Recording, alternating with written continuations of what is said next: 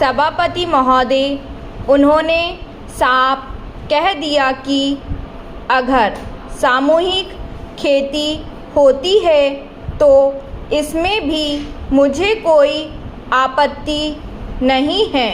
मैं यह कहना चाहता हूँ कि इस बिल को देखने से यह साफ स्पष्ट होता है कि उस सहकारी समिति के जितने सदस्य होंगे वह अपनी अपनी ज़मीन को एक साथ कर लेंगे और अगर समिति से निकालना चाहेंगे तो एक साथ अधिक ज़मीन उसको नहीं मिल सकती है।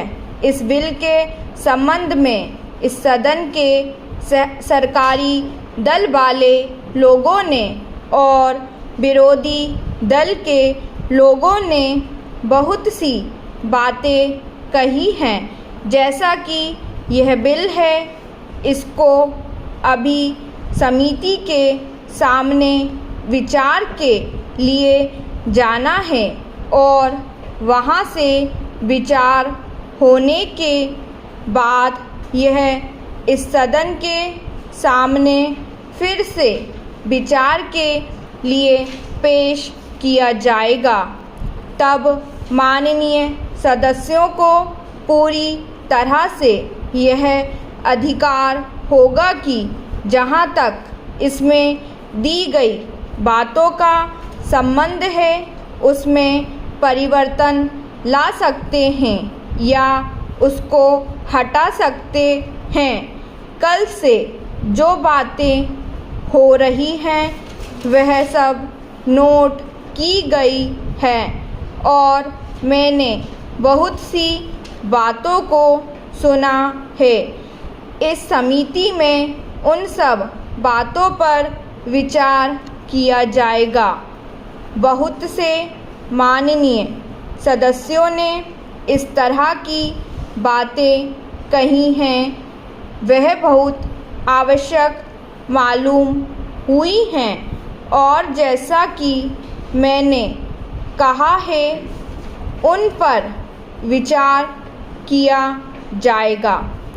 जहाँ तक सहकारिता का संबंध है, चाहे सरकारी दल वाले माननीय सदस्य हों, चाहे विरोधी दल वाले माननीय सदस्य हों, सबकी यह मांग है कि जब हम जनता के राज में विश्वास करते हैं और अपने यहाँ जनता का राज स्थापित कर लिया है और जबकि देश में गरीबी है और उसका गलत लाभ भी उठाया जाता है, तब सहकारिता की बहुत आवश्यकता है।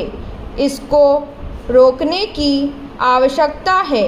यह सभी लोगों की राय है।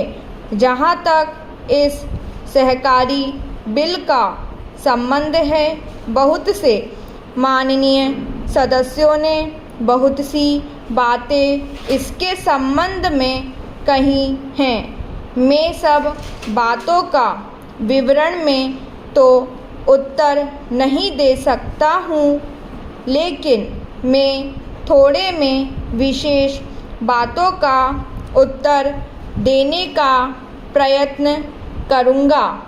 जैसा मैंने अभी कहा, जब हमने अपने यहाँ जनता का राज स्थापित किया है तो हमें अपने समाज के ढांचे को बदलना पड़ेगा।